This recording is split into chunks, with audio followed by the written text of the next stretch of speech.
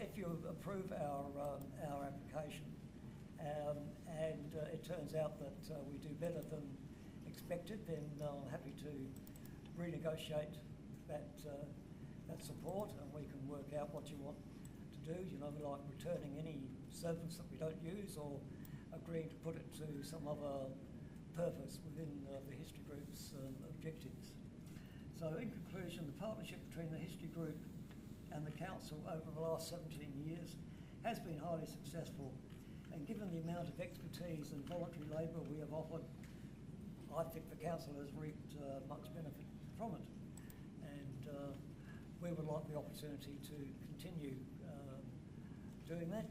We have put out over 20 publications in the last 15 years or so, and done lots of other things such as digitising old records, digitising photographs, holding talks, assisting people when they make inquiries, particularly about history of their house, which is a very popular topic. And we would like to continue to do that. We have new ideas as well about further projects. So I'll stop there. Thank you. Are there any questions for the Deputy?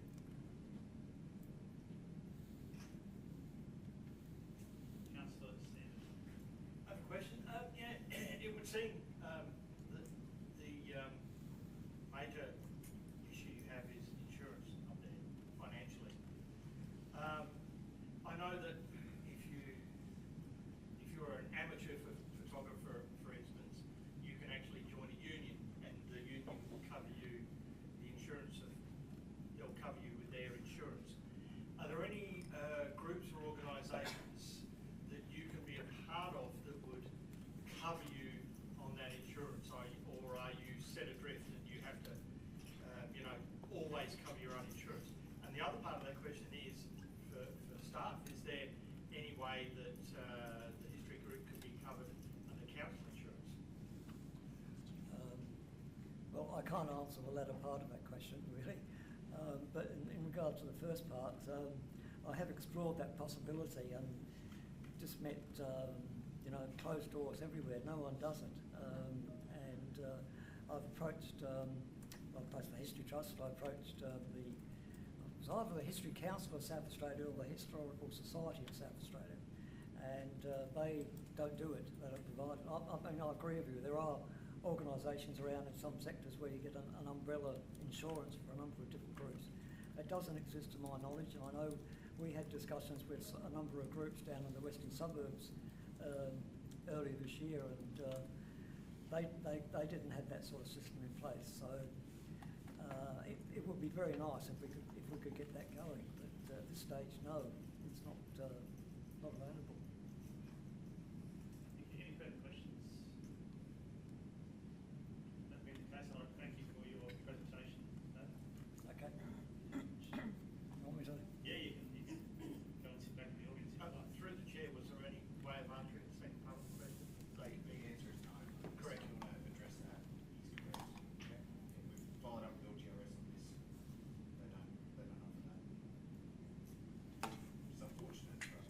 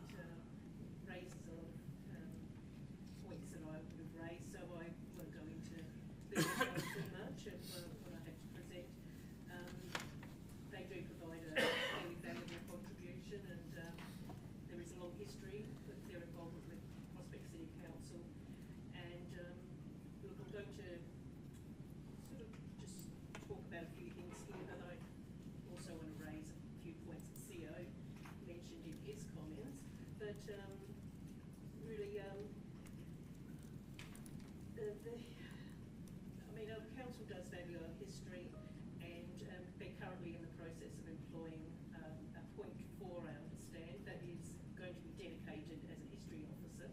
We previously had, I think, a point 6 and then point 2, but they were more in a library role and were often doing library duties, bookings. So I think it's a really good move that we're now going to have a dedicated person. I think for me it's just more than just funds of 1,500 and a recurring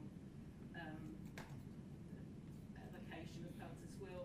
I'd like to see council take advantage of the history group, their knowledge of history.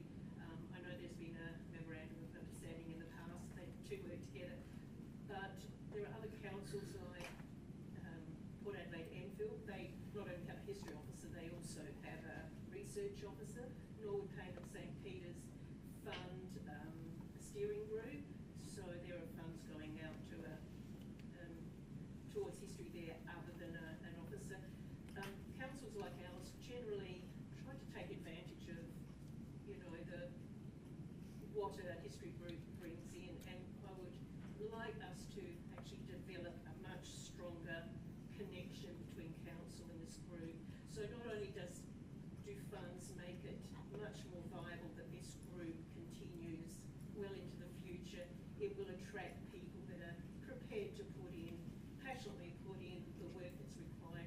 I think we're very lucky to have them, and I think the funds not only assist their administrative costs, and there are issues with insurance, and I'm sure everyone's trying to work out how to tackle those individual things, but I think I think it's just really a case of we need to show them not just financial support, we need to show them that we support them as a group and take advantage of what they can provide our residents. And I think in regards to the comment that it may set a precedent, I think the history group is a little different to a lot of other voluntary groups out there in that we actually also fulfil the role that they do. So we are two groups that are on the same page, whereas another charity group or a voluntary group, will run something quite separate to what a council runs. It's not generally known to be a council role. So I think in that respect, there is a distinction between giving funds to the Prospect History Group and giving it to, say, mention groups, but groups that don't generally connect with council in providing a sort of a combined service or role. In regards to my second part of that motion, if there's anyone that has concerns with funding a recurrent budget, I'm happy to take sort of ideas of how we could amend that second part. Perhaps request that there is an annual statement brought forward to their budget and how they've broken down their costs and where the funds have gone to, and perhaps a yearly review, just how those funds are spent and how the benefit of those funds. And I think it's of great value to our council to support this group and to consider seriously providing these funds. Thank you. Do I have a second? Councillor Tweener, would you like to speak to the motion? I support the motion as is. I think the history group does a fantastic job in providing the wonderful work that they have done. I don't have a problem with the allocation nor the ongoing allocation towards this group, and hope that we see the value on what this group brings to our city. Thank you. Is there any further discussion, any points that have been made yet? I'll go to Councillor Nelson and Councillor Stan. Just a couple of things. Fully support the motion. I think the more we give service to our community, the better off we is. I'd much rather be supporting the volunteers and the community groups within the community rather than having the council forking out money doing things themselves. So fully support this. A couple of questions I do have though. Part 1 allocation from the 23-24 budget, is that correct?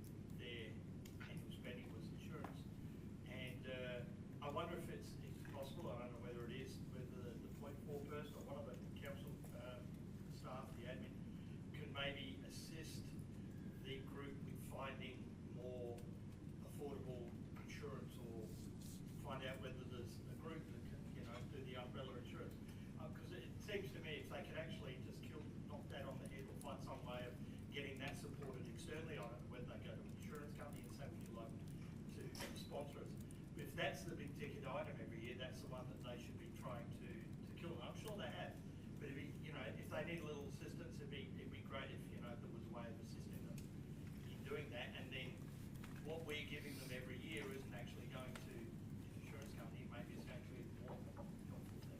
But fully support it, and I'll Deputy Mayor Greg.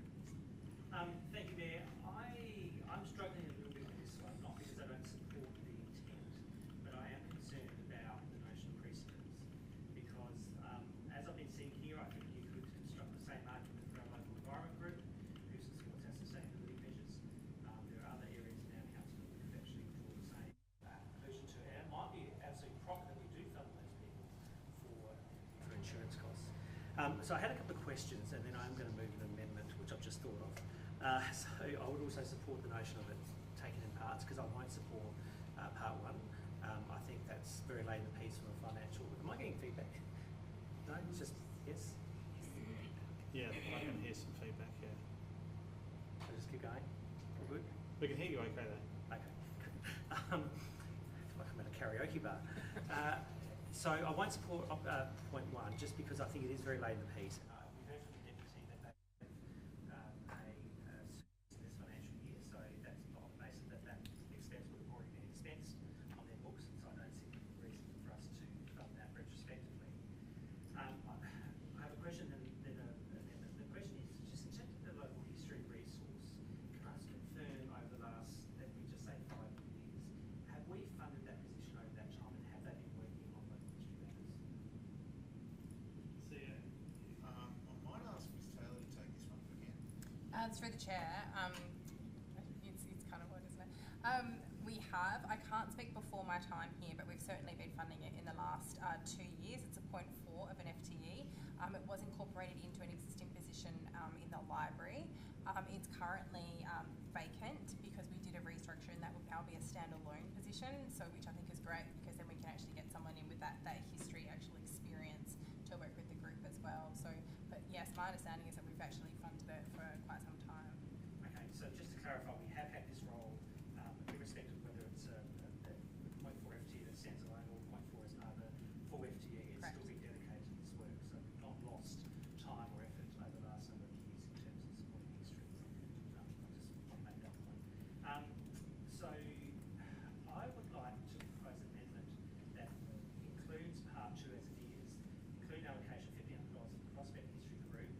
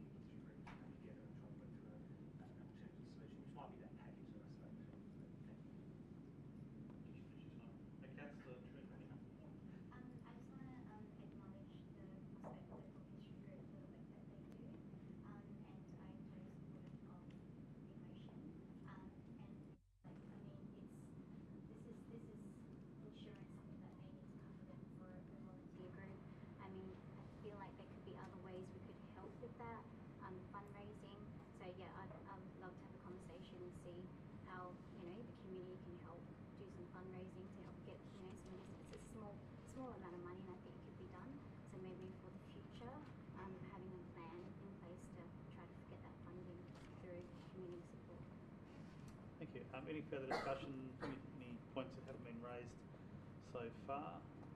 I think I'm going to go back to move to sum up now. Oh, was it the original mover? Councillor Holland. Yeah. I'm happy that people favour the motion, even, with this amendment as well. I just really do want this to be, worked out and tackled. I'd like to see, and I'm happy that there is a new point 4 coming to the fold here. And look, I just really would like to see council work very closely with this group. I just want to see them viable. I'd like to see this all reviewed. I'm sure the members here will bring this up in the future if there are any issues or if things aren't working or they need some kind of assistance, whether it's, something in the current budget or whether it really is just something in-house that the two work together and, come up with some solutions. So look, it's good. We're moving towards something that is positive and benefits. So Thanks, that's Councillor Holland. Thank you. So I'm going to take it in parts. Part 1, all those in favour? Against? Motion carried. Division? Division. Just because you looked at me. Yeah, I know. So those who voted against need to stand.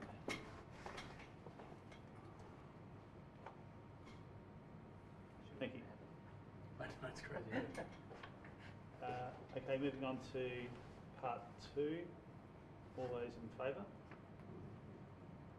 Against? Carried unanimously. Thank you, everybody. Okay, that was item 14.1. So now we're going to return to part 9 of the agenda. Questions without notice. I'll wait for Councillor Backer to make her way back in.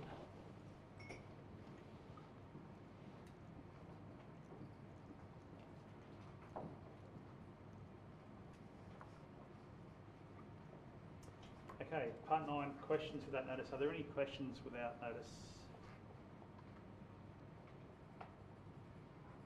Okay, we'll move on to item 10 on the agenda, reports for decision.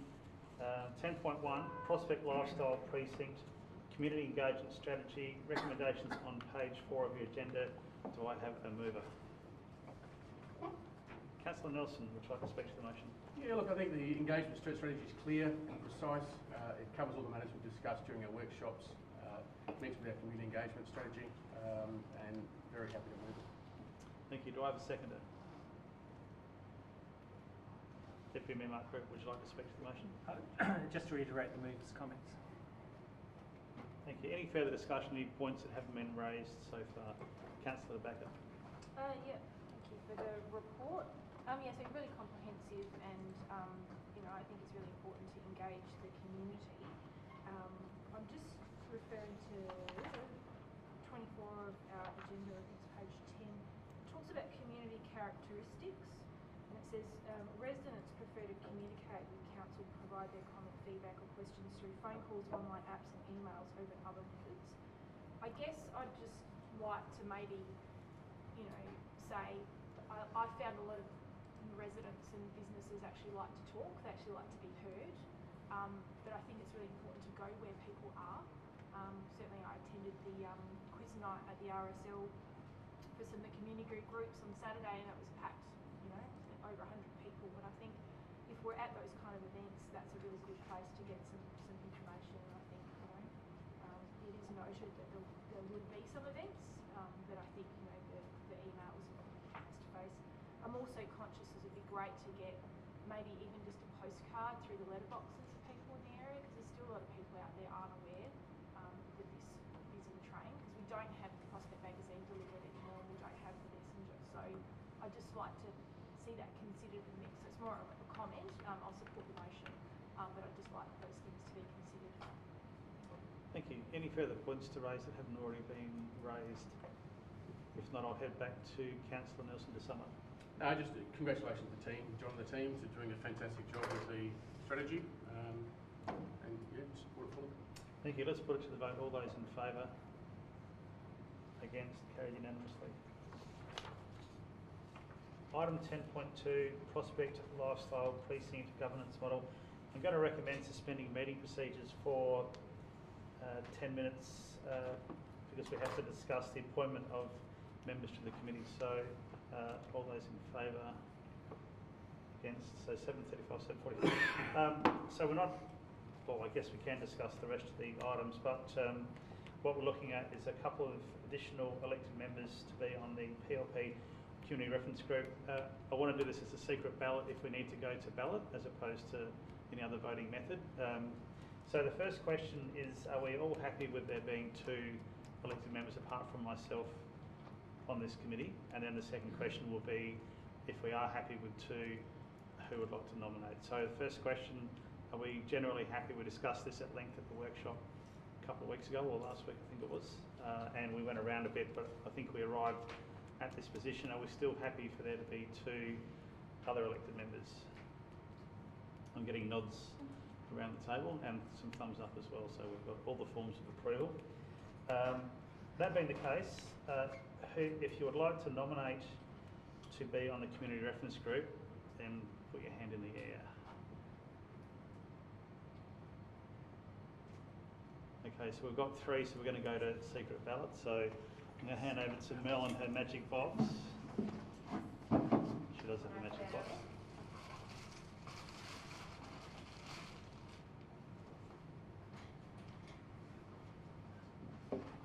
Could I withdraw? If you'd like. I've quite. I was looking forward to a secret ballot. Secret ballots for ages. I think we're all looking forward to a secret Can't. ballot. Can't you just stay in? No. Okay. I'm happy to withdraw. I've just, I didn't see that there was I saw your hand.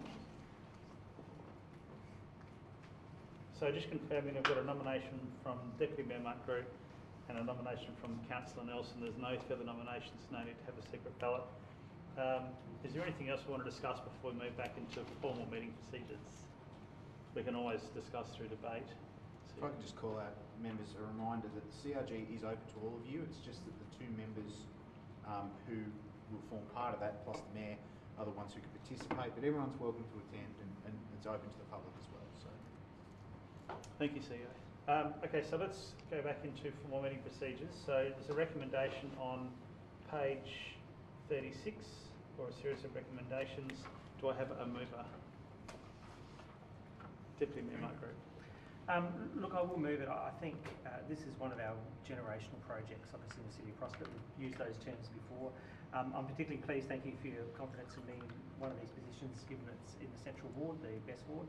And I just think it's a great opportunity to have one of the local ward councillors as part of this as well, noting that anyone can obviously attend.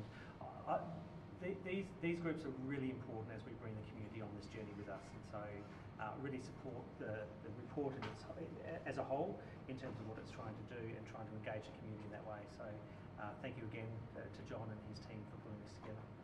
Thank you, Deputy Mayor. Do I have a seconder? I saw Councillor Barnett's hand up before. Yes, and I think just drawing attention to the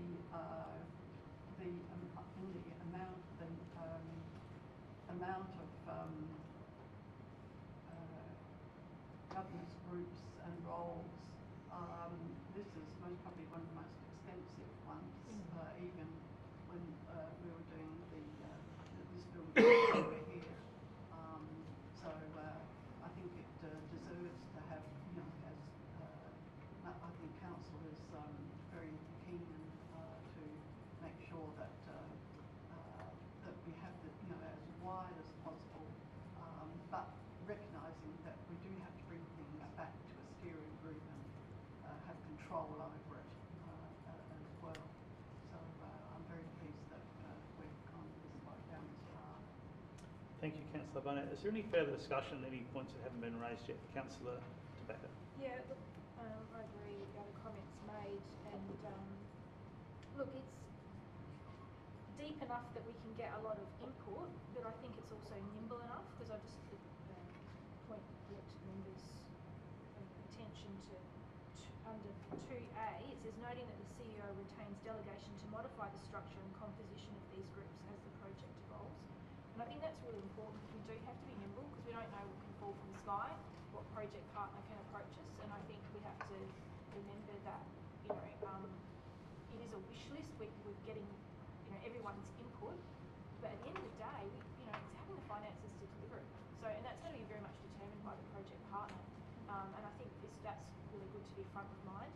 The other thing I think just to be mindful of, and I wasn't quite sure whether to move a motion here or now I've got some people in the reference group I can talk to, but if you go to page 41 of our agenda, or page 1, there's a picture that delineates the precinct, I guess, that we're referencing. I'd encourage people to cast our minds a bit further east and a bit further west, because if you look at the project objectives, it's actually about connecting Main North Road to Prospect Road. If you drive up Prospect Road at the moment, you wouldn't even know the Oval was there. I know there has been some political members that have talked about moving the traffic lights down. There has been discussions on Main North Road about having pedestrian crossings, and I think those really key infrastructure things can help support that. We've also got a live integrated traffic management plan, and I will ask through the chair, is that being signed? Have we got a contractor on that yet? CEO. Mr. Delano? Do we have a contract in place for the ITP delivery? It remains under, so we've got a tender. Tenders are currently assessed. We haven't made any awards. Okay. Because one of the underpinning things of that is active transport. I'm aware there's upwards of $50 million active transport fund from federal. So I'd really like to not do those two projects in isolation. I think they're one and the same, and getting people across east and west to use this great facility, because if it's still hidden, people aren't going to use it. So again, I'm not going to make a change to the motion, but I think it's just good to be mindful of that, and I like the flexibility that the CEO retains delegation to modify the structure if required. So if we need to bring in other parties, we can do that. Thank you, Councillor Rebecca. Any further discussion? Any points that haven't been made yet? If not, I'll head back to the mover. Deputy Mayor Mark to sum up. I think enough has been said. Agree. Let's put that to the vote. All those in favour? Against? Carried unanimously. Item 10.3, Retail Power Purchase Agreement Update. Recommendations on page 48. Do I have a mover? Saw Councillor Nelson's hand go up first. Happy to get this on the table. I think we had a workshop on this, was it maybe 2 weeks ago? I think I made some pretty clear points then, but I do remain concerned about the prospect of being locked away for 10 years on a contract, particularly at a time we do have so many uncertainties regarding energy. Since the presentation, obviously New South Wales Government has decided to keep the Eraring coal-fired plant open for a further 2 years at least. So although their presenter we had said they're closing, it's going to be all doom and gloom. That plant is now remaining open. We've got the SA government investing in a large hydrogen plant. They're going to say it's going to be open in 2026. That didn't make up part of the presentation. So I think there's a number of items there that remain unresolved. But I do note this motion is only to enter into an MOU, and any potential contracts will come back to council for consideration. So as such, I'm happy to endorse this in its current form. Thank you. Do I have a seconder? Deputy Mayor Mark. Just trying to remember who mentioned at that workshop about the coal-fired Not really plants that might not be closed. Anyway, look, I'm also very supportive of this. I think this, for me, is philosophically way more than just about power. This is what local government should be doing, which is working together to get better buying power, whether it's cars, power, gas, whatever it might be. I think this is a really good example of that. I'm nervous also about the 10 years. It's a long way out. I wouldn't lock my own power necessarily into 10 years. But I think, we'll go through some more due diligence work through the MOU. I know every other council has endorsed it. Apart from us, obviously just with the meeting cycles, so I'm very, very pleased to support it. I'll be voting for it. And I think it's a great step forward in terms of shared services across many different councils, not just the ERA group as well. Thank you, Deputy Mayor Mark. Any further discussion, any points that haven't already been made that people would like to raise? Councillor Holland. Oh, sorry. Look, I have concerns with this too. I think the period is too long. I would never get a fixed interest loan with the bank for sort of more than 3 years. So, it's usually the bank that wins, and in this case, I think the winners are those selling power to us. They're the ones with the certainty of funds coming in over such a long period of time. And there is just, I think there's just too much happening at the moment with renewables. I think it's not very certain. I think a lot of it seems to be policy and measures being implemented on the run, and they suddenly find this is unstable, we need another battery there, we need hydrogen there. It's and South Australia does have some of the highest power prices, and I know that in a way secures us against that, but we could end up in a situation like other states where things have to change drastically because I think it's just uncertain at the moment until we had more detail, and even if this report says, it's probable or it's likely, there isn't the certainty there, so I have an issue supporting this, particularly with the length of time. Thank you. Any further discussion? If not, I'll head back to the mover, Councillor Nelson, to sum up. No, I think my summary in the beginning was enough. Thank you. Let's put it to the vote. All those in favour? Against? Motion carried. Can you call the summary in the beginning? No, can you call the summary in the beginning? Item 10.4, tennis precincts occupation agreements recommendations on page 73. Do I have a mover? Deputy Mayor Mark Group, would you like to speak to the motion? Wow, this is fantastic, isn't it? We have come a long way to get to this point for our tennis clubs. I think this is a really good step forward, and big thanks to Chris and the team who have heard the views of elected members around the table to try and get this one sorted ahead of the broader work. So a big thank you to everyone involved in that. I can imagine it's no mean feat to herd cats in the way that we're doing with this. So I think that's a fantastic outcome. Look, I support it. It's well overdue. I'm really pleased to see that there's some work also happening, obviously broader with the Prospect Tennis Club, but also the changing nature of the Broadview Tennis Club as well, in terms of previous tenant leaving and that now being used by the Broadview Tennis Club wholly and solely, which I think is good. And will certainly help them out as well, as we've talked about before in the chamber. So look, all in all, there's not much else I can add to it apart from I support the motion, and thank again the staff for getting it to this point. Thank you, Deputy Mayor. Do I have a seconder? Councillor Nelson, would you like to speak to the motion? Yeah, look, as Deputy Mayor Group mentioned, it's great to finally see these happening. So I can't express my enthusiasm more. A couple of things I do have though. Is I was surprised after a discussion to see that we're controlling the sub-licences ourselves. I was under the impression that we decided that council would do the main lease and it would be up to the main leasee then to control the sub-leases. Is that not the case anymore? See ya. Mr. Delano? Through the Chair, that's certainly the case in respect to the way they're set up. We just drafted the agreements on behalf of the licensee. Effectively, the tennis coaching will be a sub-licensee through the club. The club then can collect those funds and then manage that sub-licensee and then one show to the tennis. Great. And just one more point, I think I just have some slight concerns around the wording of the licence where we state in there, sorry, I should have a look at this, about the community court hire. The wording that's used, I just fear that the leasee could state that we're using it all the time and there's no time for community use. We always said that there needs to be a minimum amount of community use on those courts, and the wording currently used in these licences doesn't allow for that. It just basically says that when the tennis club or the coaching aren't using it, they'll be available. So I understand that even with the Blair Athol Club at the moment, they say they're using it all the time, there's no time for community use, and they're just not. So I would implore the CEO to just reflect some of those comments and to have a minimum amount of community use, whether that be 20 hours a week or whatever it is. But there needs to be, I think, a slight change in there to promote community use as a minimum amount. Take that as a comment. Thank you, Councillor Nelson. Any further discussion, any points that haven't already been raised that people would like to raise? Councillor Becker. What's the review time on the lease? CEO. Mr. Delano, what's the intended term of the licence?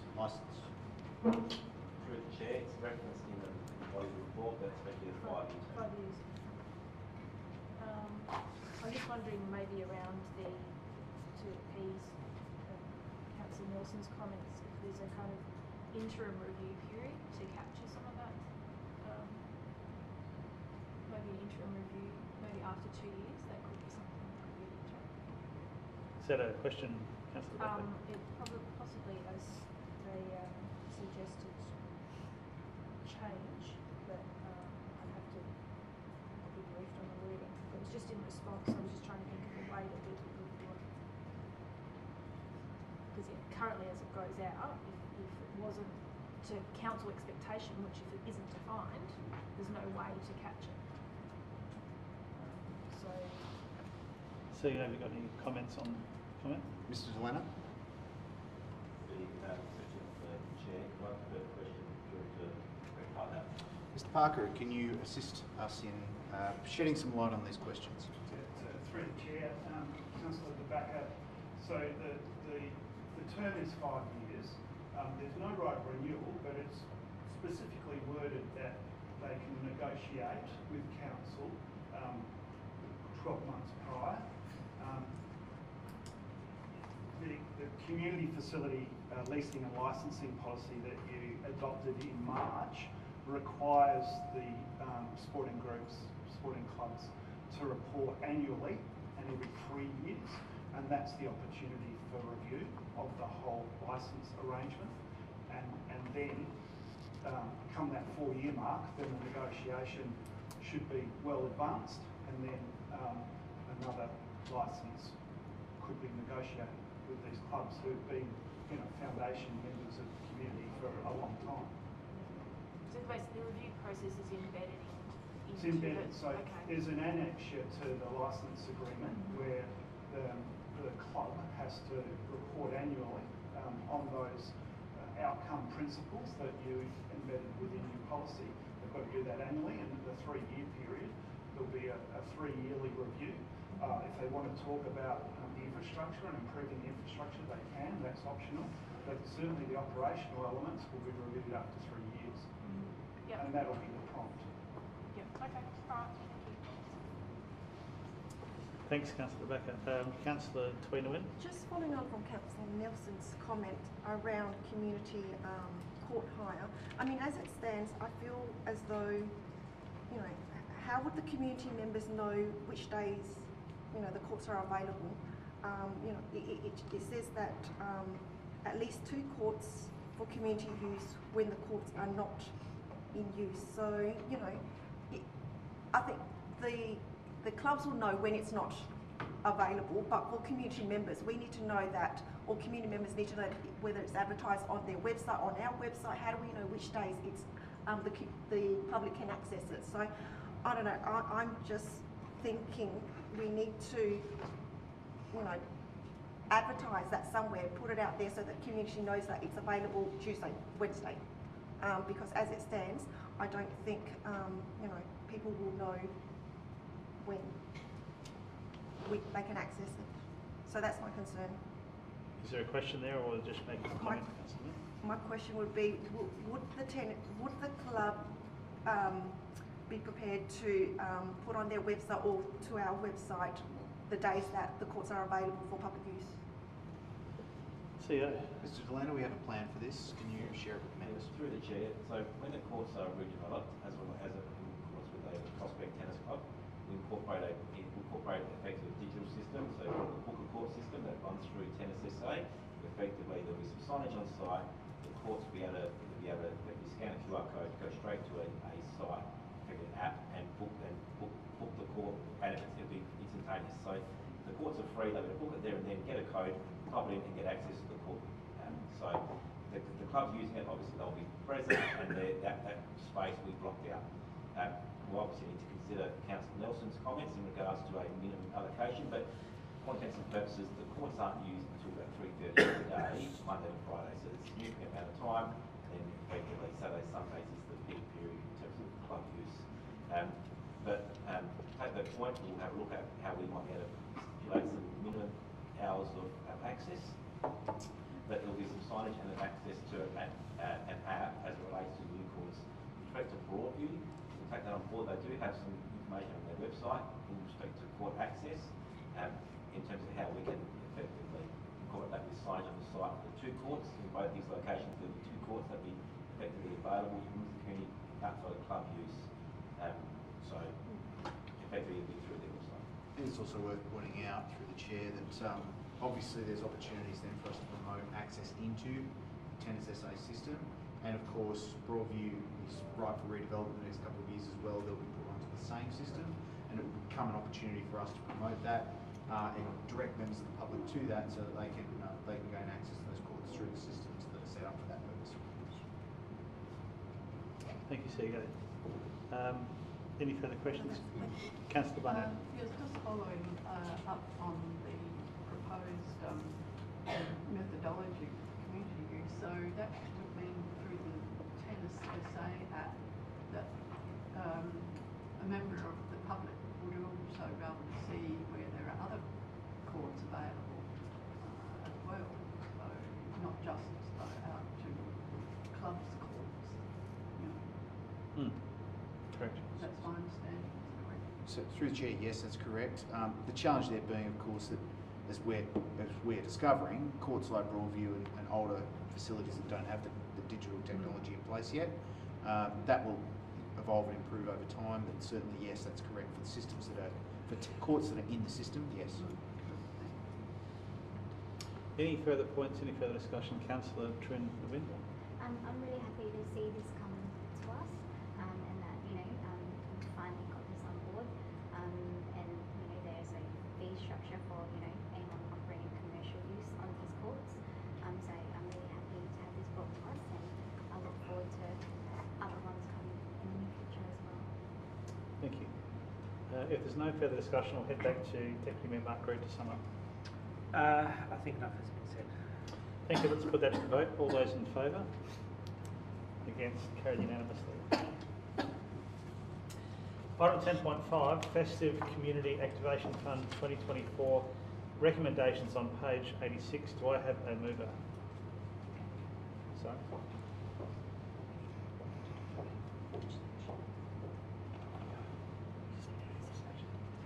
Sorry, going to recommend that we suspend meeting procedures for 10 minutes if we need to discuss two options in here under part 3. Can I have a show of hands, please? Those in favour, thank you. Okay, who wants to lead off?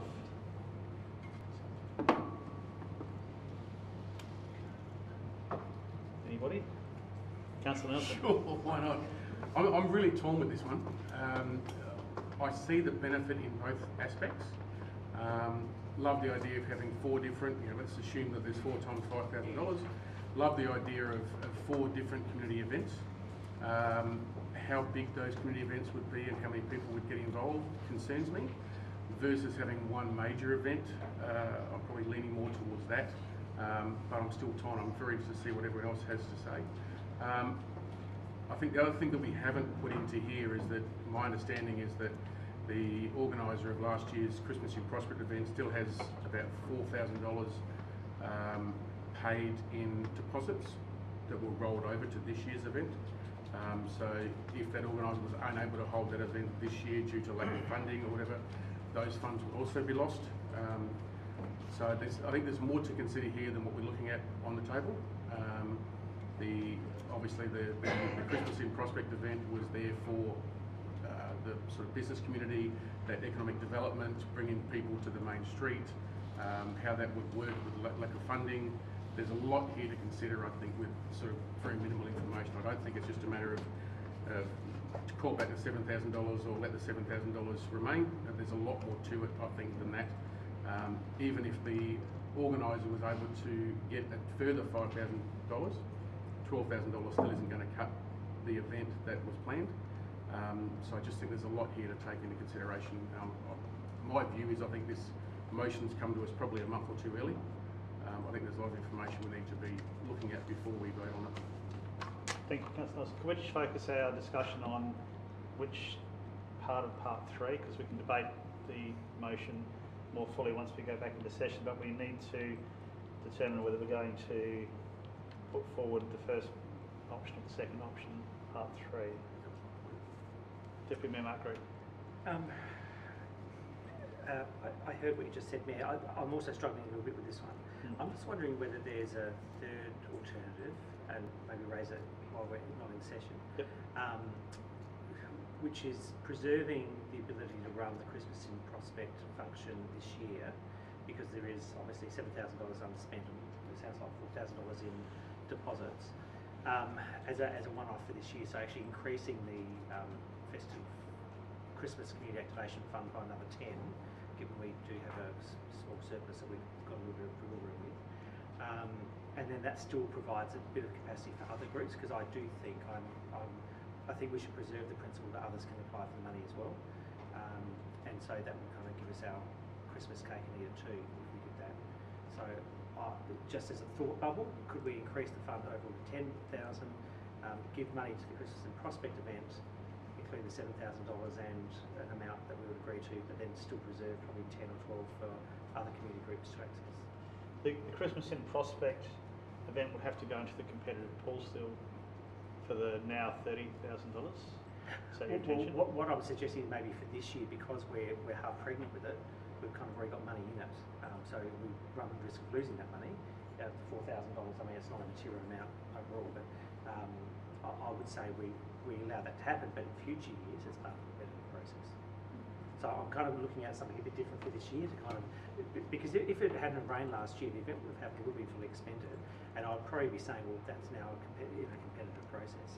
But because it didn't run and it was half done, or half organised in a sense, or half organised, maybe we just make sure that continues for this year only. So you're in favour of the $7,000 being retained by the Christmas in Prospect event? Yes. And allocating a further $10,000 to that event? I can't remember the amount that was requested, but an amount, but also increasing the overall fund, so there's still capacity for a number of the other groups that were mentioned in the list, because I think, I would equally say a lot of those are worthy of getting some money as well. Let's have some more discussion and then we can come back and try to know what we're going to go forward with. Councillor Barnett. Yes, I mean, it's difficult to know what the weather's going to do, isn't it? So, I mean, it could go, I was going to say swimmingly, but it could go smoothly this year, the Christmas in Prospect, and it will all work out. But the dilemma is, it could be rained out yet again, and we're still in the same, repeat mode. So I don't know how we overcome that, and how, if it was run like on a biennial, as this part of the problem it's caught up in is it's an annual process. Yeah, I'm not quite sure how that sort of works. I did note that it was on the advice of governance that the $7,000 left over be returned back into the general fund. So I don't know if there's any other further explanation about the governance aspect of it. Do you have a view on keeping money in the event, Councillor Barnett, or returning? We're trying to sort of get to the bottom of. Well, I mean, if it's returned, then the Christmas in Prospect organiser can still apply for it. Because I think there was discussion when we had all this came up before, saying, that we support the event, obviously, and as in running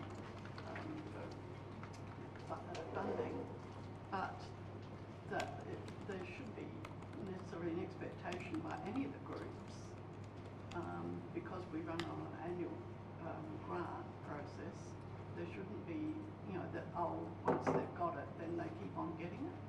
And then I think that was part of the dilemma, or I think there was feedback from staff about other community groups that saying, right, well, we just can't get, a foot in, because it's expended, So I think I would like to see, that there is equity in this process. That's, I think, the main concern. So you're in favour of returning the money into the pool? I think this time, yes, and then, because then it would start off fresh again in the next budget process. Okay, I saw Councillor Hollow and then Councillor Yeah. Twinwin. Look, I'd rather the organiser keep the 7,000. It was allocated last year. It was unfortunate that there was that terrible weather event, and I'm sure it would have been a success. I think there was a Christmas event on the main strip there. I'm sure it would have been quite successful, and I think because we had allocated that 7,000, it's still sitting there. I'm aware that the organiser is prepared, regardless of what funds, you know, she does have. I think she's prepared to give it a good go of having some form of this same event, even if it is at some reduced level or a different location. And I think, you know, I support the 7,000 being kept, and that they apply for, or she applies for the separate pool as well. And as it was raised, there is this 4,000 credit too, which, you know, 11,000 is a reasonable amount, and then she applies for the rest. But I think definitely they keep that 7,000. Thank you. I think they deserve that opportunity. It was not their fault that the weather turned. Thank you, Councillor Hollow. Councillor Twinwin. I'm happy for the organisers to keep the $7,000. Can I just ask, the $10,000 to allocate 10,000, where would that come from? What was the question again, sorry? Where is that $10,000, 10,000 coming from if we were to increase that fund? I think it would have to come out of, go into the budget and come out of new surplus, or? Correct. So what you'd be doing by moving a motion to that effect would be to increase the festive events in Prospect, or Christmas in Prospect budget to $30,000, and essentially pre-allocate $10,000 of that directly to the organiser. I should point out the organiser did ask for $15,000 extra. Of course, it's up to council how much, if anything, you wish to allocate to her, in addition to or instead of the 7,000.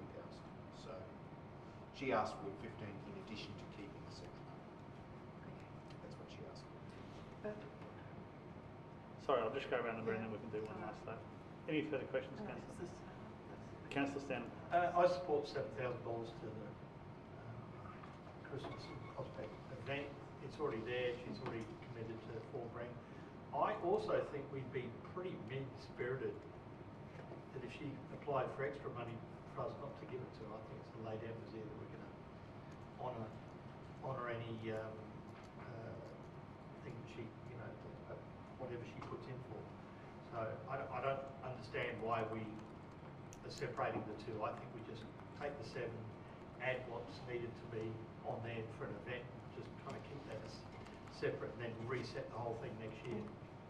That would be. We're talking about having to either pre-allocate 10 out of 20,000 or add an additional 10 on top of that to give us a pool for other community groups. I just think we're gonna whatever she applies for, we're gonna give it to her anyway, because otherwise we'd be incredibly mean-spirited at this point. I think we just allocate 10 to the 7, and if we have to up the other pool, let's do it. Let's get this year done, get it all happening, and then next year we'll just start afresh. Thank you. Councillor Rebecca. Look, I'd probably do a bit more in debate, but look, I'm just taking note of the report, and I suppose the feedback to governance, and I suppose we do have governance in the reason because it's ratepayer money, and we've just had the history group. I was part of that discussion. Come to us for $1,500. There are small groups all over the community that $1,000 would go a long way for hosting their little Christmas fundraiser or whatever. So there is a structure, and I suppose that's is council elected to bypass that governance structure. So look, I see the predicament, and it is a weather related. The outdoor events are always weather related, and I suppose the surety is having an indoor event, but also you could not get enough ticket sales. So that's the risk of running events, unfortunately. So look, I appreciate Councillor Groot's amendment. I think that could be a common sense compromise. But the remainder 10%, I think just giving money because people ask is not necessarily good governance and from a council point of view. I think it's really good to acknowledge. We've actually had deputations this year from the Indian community. We've also had deputations from the Greek community, and we've had, certainly I've been approached by other community groups that are wanting to access funding. So I think it would be still good to retain a certain portion for other community members to apply for through that process. So, and look, I congratulate Christmas and Prospect event, because I have been very supportive of this kind of model from the get-go, because I think our community should be at the forefront running these, because it's their community. But unis ratepayer money, so we do have to count for it, and I do agree with a strong process around that. So yeah, I'll talk about it more in debate. Yes, we're out of time. I don't think we've quite finished it, so let's suspend meeting procedures for a further 5 minutes. All those in favour? Yes, Councillor Twindwin, I don't think we've heard from you, and we've heard from everybody, and then we can come back to... Shreen. Nwin. Yep. You said Twin. Sorry. I don't get that right. Really. Yeah, I'll be happy to keep the funds that were already assigned to her there for the Christmas and Prospect event, and yeah, what Councillor Tobacco just mentioned. Yeah, you know, there is, you know, a level of standard we should maintain for the community and make it fair for all groups. And I mean, you know, there's not so that the Christmas and Prospect group can't apply for the extra funding, and we might not even get many groups, so we may still have enough to cover, you know, for what's required. But yeah, I'd like to see that money be spread out fairly across any groups that are wanting to hold an event. Thank you. Deputy Mayor Group, and then I think Councillor Hollett. Can I get that confusion at the time? Can I maybe foreshadow then the amendment that I might move, that I will move, which is actually an increase of $12,000. It's going up every minute. $12,000 to the budget, which would allow $10,000 still to be distributed outside of the Christmas and Prospect event, and that is for this financial year only, and then for future financial years is purely assessment based. So that would be my proposed amendment. So we don't have to take that as an amendment because it's not a motion on the floor yet. No, I was just saying, just want to go back in. Well, what we can do is we can go back in with item 1, part 1, part 2, not part 3, and then what's in red. I'm colourblind, so I'm not sure which the red bit is. The stuff down the bottom that hasn't got a number yes to it. Oh, okay. It provides $10,000 for the community to apply for.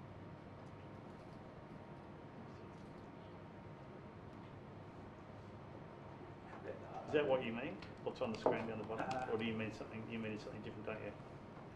Increase the budget for the festive community activity by $12,000, which will allow $15,000 to be provided to the Christmas in Prospect event, which is the amount that was asked for, plus retain the 7.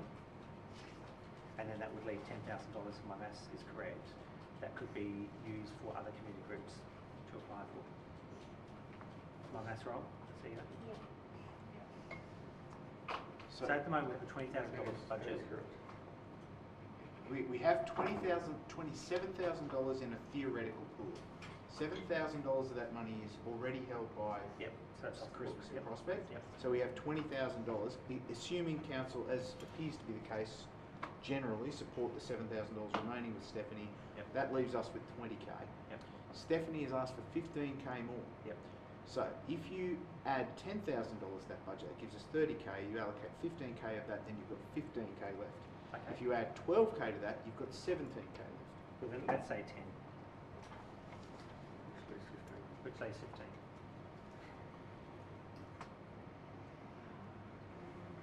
Yeah, so that leaves $15,000 in the pool for other community groups to apply for as it currently stands. Correct.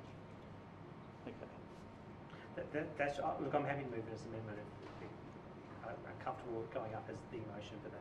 I'm just trying to find a way for us to satisfy all the requirements we've got. But there's another bit that's missing, which is this is for this year only, because next year, as in 25-26, I would expect it all to be a competitive-based process. Yeah. Do we need to add that, or is that a given? Do you think? Do it given. For 2024. Says community activation fund 2024. So Yeah, it's got 2024 in there. So it's pointed out.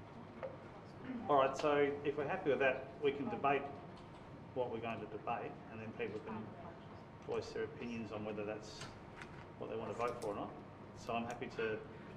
Sorry, just point of order, Mayor. I think we've shaded out $7,000, which probably needs to be retained in there. No, that's down the bottom of the second part, and allow the event to retain the others from $7,000 from the 2023.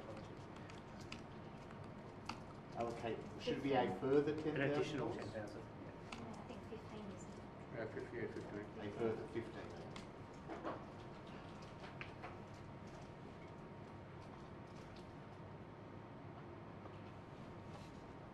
So that all matches up.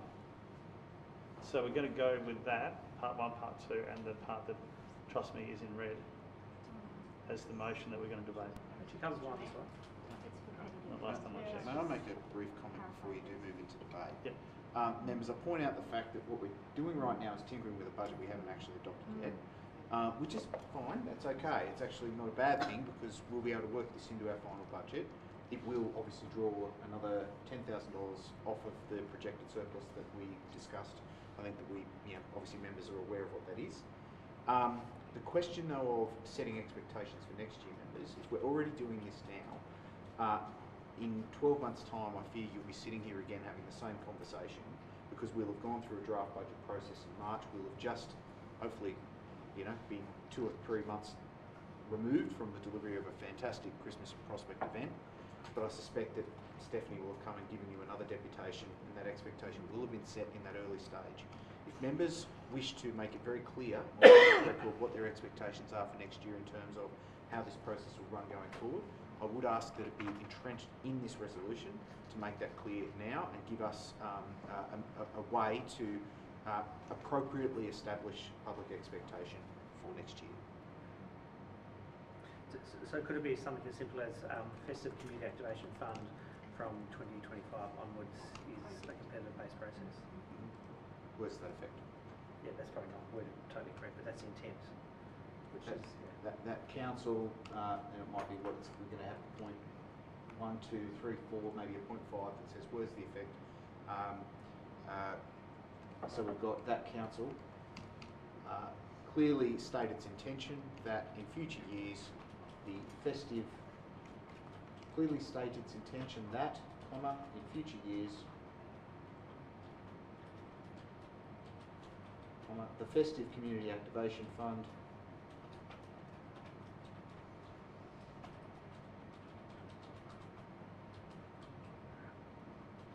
will be subject to a competitive process for funding. My only question for that, Chris, is this Festive Community Activation Fund is only for 2024-25 anyway. It's not a recurring budget.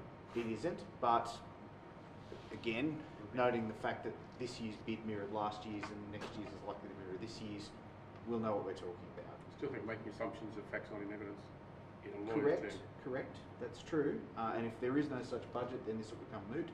If there is, then we'll have some direction. I think it'll make it a bit more difficult than it needs to be. It's a matter for council, ultimately. sorry, just words with me. It's Festive Community Activation Fund. Just activation community around the wrong way.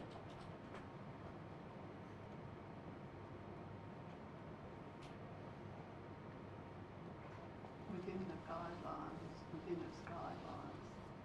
because there are no guidelines in our community activation fund that says we can just keep on giving more money to one particular event. We're out of time. Did you want something else included, Councillor Bunnett, or are you happy with it as it is?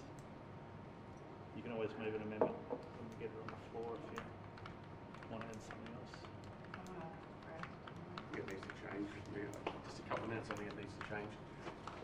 You're almost stating there that we're saying for future years it'll have to, well, it's not being funded for future years. So we want you to have, if the Festive Community Activation Fund continues in further years, then it's up to a community process. I think that sentence at the bottom just leaves, it's too ambiguous. Could you change it to say, rather than in future years, clearly states its intention that if funded in future years, yes. Festive, I think that, blah. yeah.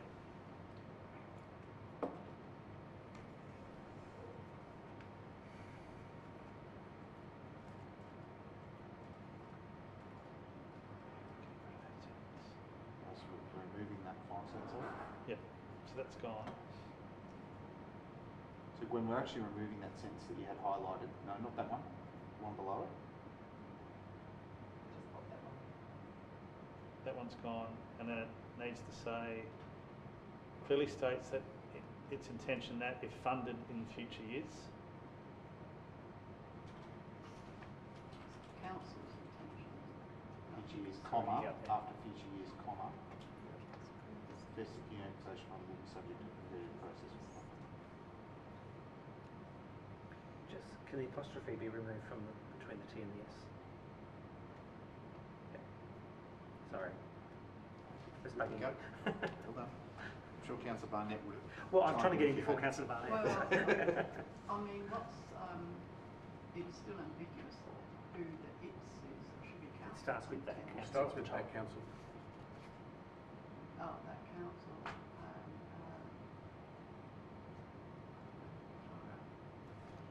Do they need numbers next to them?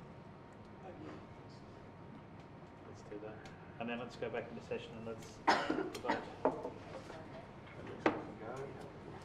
Thanks, Gwen. Good job.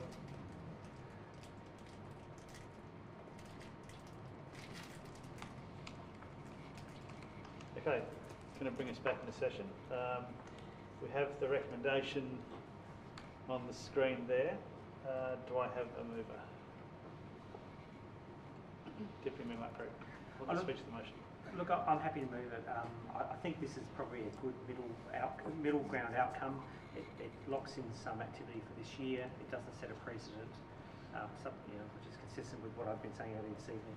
And I think it will provide some capacity for other community groups to do some community activation around the Christmas event. Just looking at the budget for the Christmas and Prospect, I would have thought Councillor Nelson might have donated his time.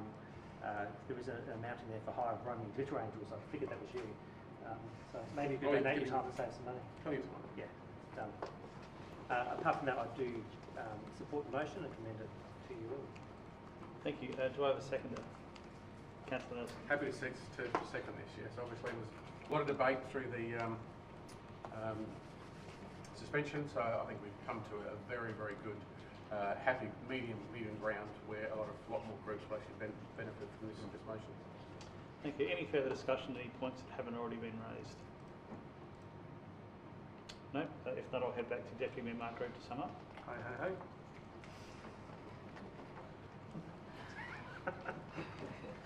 We'll make note of that. Worst summary of all time. Okay, let's put that to the vote. All those in favour? That was worse. It was much worse. Against? Motion carried. No. Yeah, no, Oh, did you vote in favour of? Sorry, unanimous. Councillor Nelson. Okay, item 10.6, electric vehicle charging stations, recommendations, page 94. I'm again going to recommend that we suspend meeting procedures for 10 minutes to discuss whether we're happy with the sites that have been put forward.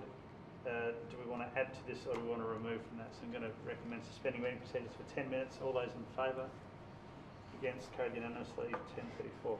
Okay, so there's a list of sites that the staff have put forward. Obviously, this doesn't guarantee anything. But let's open up a discussion as to whether we're happy to keep these, remove some, or add to them. Councillor Back, you can go first. Okay, I think it's great this is coming back to us. One of the things I would say, talking about moot points, why are we determined that a council piece of land is the best location? Have we approached North Park or any of those? Are we having conversations with other people? So, yeah. Or have invited them into the discussion, or is it just a council project? So through the Mayor, we did discuss this at the workshop, Mr. Delano. Through the Mayor, yes, as Theo said, it was raised at the workshop, and we included in the body of the report, we talked to the fact that we'll actually act as an advocate on behalf of as part of obviously private commercial operators, so we'll effectively seek all the market to come back and advise us where they're interested in effectively pursuing sites on private land.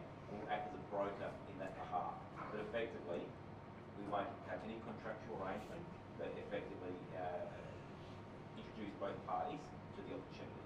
Yeah. And we embed that within our project. Yeah, so it could be on private land ultimately. Correct. Yeah, because I just. And just further to that, we have engaged with the one party that did provide us with some feedback through the process. That's one of the prospective tenderers who said that he was willing to look at that as part of our tender. Okay, all right, yeah. Just wanted to clarify that point. Anything else whilst you've got the...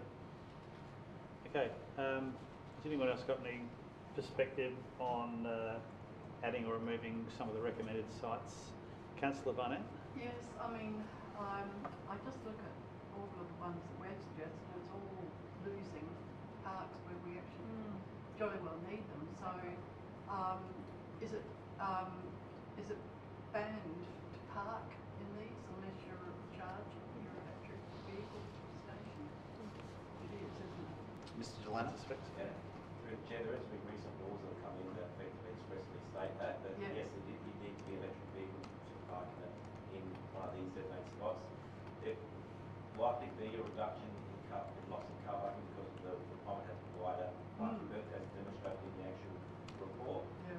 But effectively, we have to, subject to the final locations that came back with the market provider and the actual type of units that are provided, and we need to obviously case by case basis identify what it would be, but it's likely potentially 3 parks currently to 2 parks EV is probably recommended.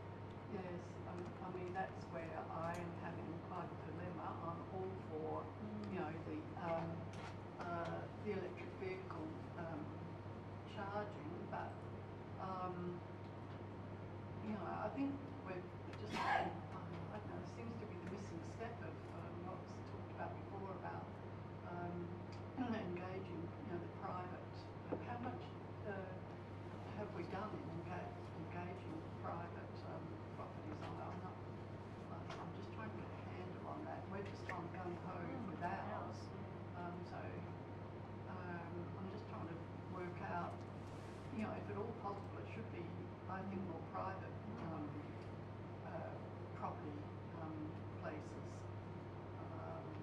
rather than taking up so much valuable park. You can virtually say, what, 3 parks in every single place that we've been putting forward, where we're desperate to try and find parks and keep, you know, have the parks, particularly business or people that are attending our parks or attending businesses. So I'm just trying to get a handle on where are we with this. Is this only so inviting proposed private commercial? Oh, that's for the operators. Yeah. Where are we in exploring about non-council owned areas of car parks? I guess that's what I'm trying to get. I think we just had that discussion. Is that a different question, you think? So through you, Mr. Mayor, Well, we haven't been directed to go off and speak to private providers. We haven't done that, and frankly, members, it's something that at best we could suggest, invite, cajole, gently nudge, but we have no power to influence or certainly to direct private property owners in that regard. We can certainly encourage, it could be an economic development activity, and we could act as an advocate, but that's about it, and certainly without a tender process that would enable us to offer some form of pricing or direct connection, there's no real capacity for us to move forward there. And members, I would frankly recommend against us proceeding down a path that would lead us to conduct a tender process that had no expectation of delivering public EV charging, because that would be a significant impact on our resourcing, and honestly, I'm not sure it would lead to a great outcome. We'd probably do far better just to connect with business and go off and try and put them together with charging providers. And if members are minded to go down a path which focuses on that as a strategy, then this becomes far less an infrastructure activity and far more an activity around economic development and business support, which again I think we could consider. It's not necessarily a component of our economic development strategy right now, but it's something we could consider. And members, again, we've gone down this path following the workshop process. I'm with you, members, in terms of at least those of you who have concern over losing parking spaces. Heaven knows I'm equally concerned, but this is one of those factors where members need to balance the pros of providing some dedicated EV charging in Prospect, which we really don't have any of at the moment, and weighing that up against the cons of losing parking spaces that are available for everybody. And that's something members need to consider, absolutely. Can I ask a question from the Chair? So there was a list provided of the number of EV parking stations that have been installed in several neighbouring councils. I presume they're all public property. There's no private in there, is there? From memory, not all of them are public. Yeah.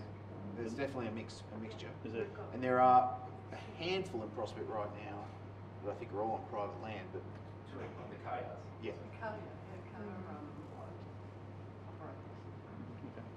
I had a question from Councillor Holler. See, I think we should put a limit on just, you know, they are popping up everywhere and driven by other sources, private, you know, the companies themselves. And I don't think there's a list here of 10 locations. I'm really against, you know, anywhere, like the two I've got down here, which I really don't want to see charging stations, that are numbers 2, 7 and 8. So Myrtle and Rose Street, Labrina Avenue, Kintor Avenue leading to Prospect Road. I think we need to avoid these areas. I think it's not really practical to sort of think, oh, someone will do some shopping and plug in. I mean, if they're local, they're probably plugging in at home. And half of these charging stations are just really shared, people coming through the area, they're not going to be going home. So I think if we, you know, put a limit to perhaps no more than, we could add that, no more than say 2 or 3, I don't know what others think, in the entire City of Prospect council area, and limit those locations to perhaps, you know, Broadview Oval, or, I mean, they have their... On public land, sorry, Mr Mayor, on public land is what you're saying. 2 to 3. No, on our land. Yes. So I'm saying limit it to perhaps 2, 3 locations on our land, keeping away from residential areas. So on the list here, you know, it could be even St Helens Park, car park, that would be a good one. Memorial Gardens, you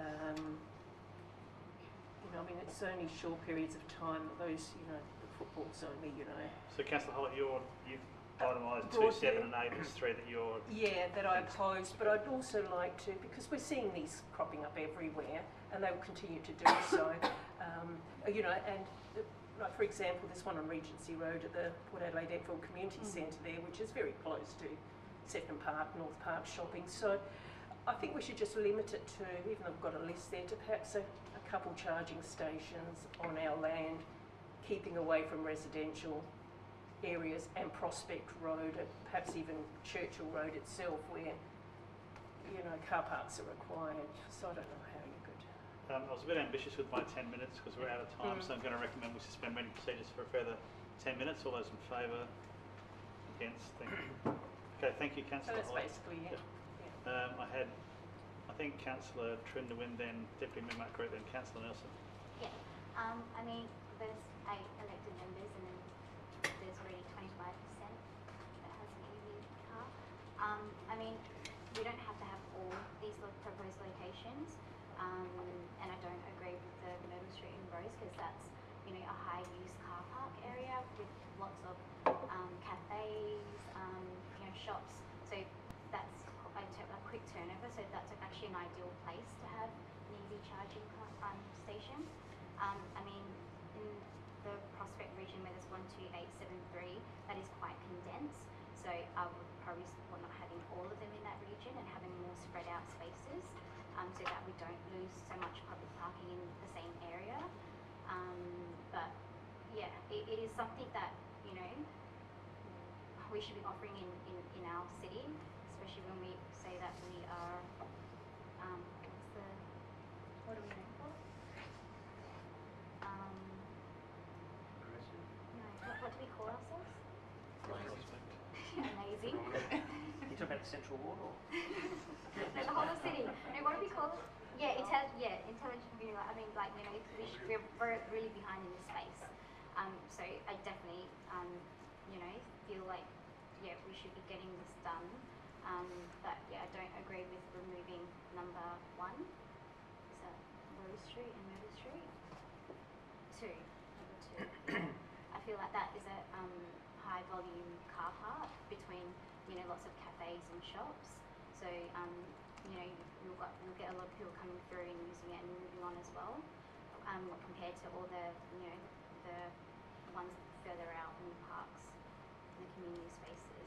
But yeah, I would probably support maybe removing maybe either one on each side of Prospect Road as well, just so that we don't lose too much public parking for non-EV users.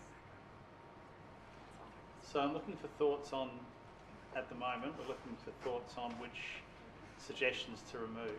I had Deputy Mayor Mark Drew and then Councillor Are we Baker. in session or we're still out We're out of session. Yeah, so there's a couple of things. Sorry, Sorry. Deputy Mayor Mark Drew. Look, I would oppose excluding any at the moment because this is going out for a request for tender. It's not the absolute decision-making point at this point of the process, as I understand it. I'll be corrected if I'm wrong. I think there's also opportunities for us to look at some innovative uses of the space around the existing car parks, which. So I think the CEO's just realised he's been delegated the responsibility for this, but that might change. But for example, at the Labrina site, there are road verges either side of the last car park, and so it could be that you could actually put your charging infrastructure on the road verge next to the car park, which means you don't lose the car park at all. So I think we're not experts in this around the table, but the people who have been listed in the document are, and they can, I'm sure, provide some advice to that. So I'm keen to look at all the opportunities because one of those providers might come and say, actually these 3 aren't possible, and they might be the last 3 we have on the list, and we're just excluding that kind of process at this point. I take the point that it does delegate the CEO to have the final process, but I wonder whether maybe it could come back to us once we get some advice on exactly where the providers may think the best places for this to go are. I would also just reiterate Councillor Wynn's point around I agree with what Councillor Wynn said. It was Councillor Holler who said these are popping up everywhere. Well, actually they're not, because we have none in the city of Prospect. And you look at the map, south of us in the city of Adelaide, there are a heap. There's one on Regency Road. There's not much else around us. So I think this is for people who live in the city of Prospect who own electric vehicles. It's not just for people coming through. I think in terms of charging rates, it's a lot quicker to do it at public charging. I'm in debate now. Stop. I didn't say that. But my view is I don't think we should exclude any at this point. Thank you. Councillor Baker. Yeah, I guess just in regards to the report, because a lot of the locations are around the village heart, has the traders group been consulted on this, or the economic development team? CEO. Mr. Delana, Mr. Pearce, can you comment on that? Through the chair, not at this stage. So effectively, we've got a list of sites that are effectively probable sites to go out to market to effectively seek a response to whether they'd be suitable or not. Because we haven't actually engaged with the traders groups, and we don't have effectively the role that each heart doesn't have this in terms of its reference fleet that we engage with directly with respect to this sort of opportunities. Can I ask just in regards to, going through the chair to the economic development director, is the sense that EV vehicles are a pro or I'm just trying to think of other sort of similar main streets with loss of parking being, potential loss of parking being available quick turn car spaces. I might not be able to. Well, through the Mayor, look, I don't have any sort of specific data, only sort of some, I guess, anecdotal evidence to suggest that businesses want to attract customers. So if customers are using vehicles to go to those destinations, it makes sense to accommodate a proportion of vehicles that are electric that go to those particular destinations. Therefore, it behoves those businesses to have that facility or ability to charge their electric vehicles. They're the fastest growing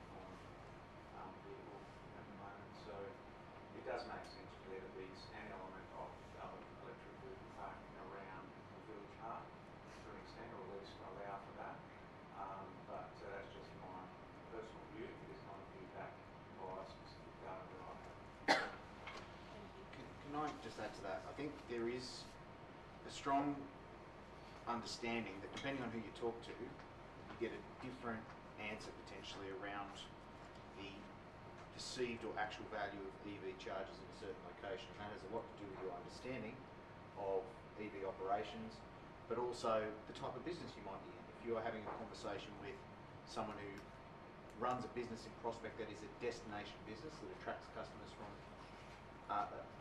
potentially a significant distance away, then they're likely to be quite in favour of electric vehicle chargers, because that would create a pull factor, essentially, and many people will, you know, if they own an electric vehicle and are planning on going somewhere, the first thing they'll do is check whether there's somewhere to park and charge their vehicle when they arrive. And if there's not, that's a factor that might kick them away. And if we have no infrastructure, then that's a potential push factor. But again, the percentage and impact of that factor versus someone arrives and there's no parking spaces because there's no parking spaces, or maybe there's an electric vehicle space that's open but none of the others are, and they're not in an EV, and that creates a different response. It's a challenging question, members, and one that merits the debate you're engaging in. Thank you, Steve. Any further questions, Councillor Becker? Councillor Nelson? I just want to expand a little bit on what Deputy Mayor Group had to say, because I was sort of leaning down the same track in the fact that, to the best of my knowledge, no one here is an expert on electric chargers.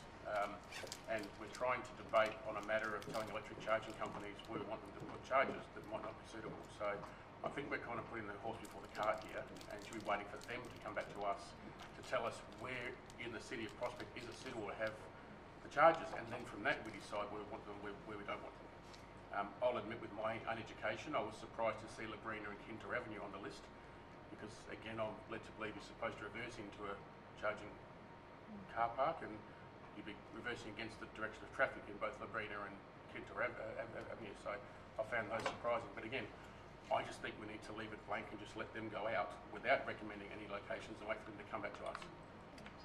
So I'm getting a general consensus that whilst there's a couple of people who weren't necessarily in favour of some of the suggestions, I'm not getting a strong sense that people want to list and remove any. I'm getting more of a sense that at this point in time we're not committing to anything, we're simply saying we're going out to tender and we want people to respond to that. They'll come back with what they're going to come back with, and then it's up to us to make a decision based on that. So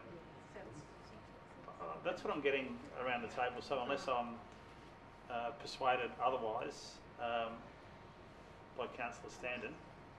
I think in 5 years' time this whole conversation will be deemed quaint, as every second lamppost, every second Stobie pole will probably have some sort of charger attached to it.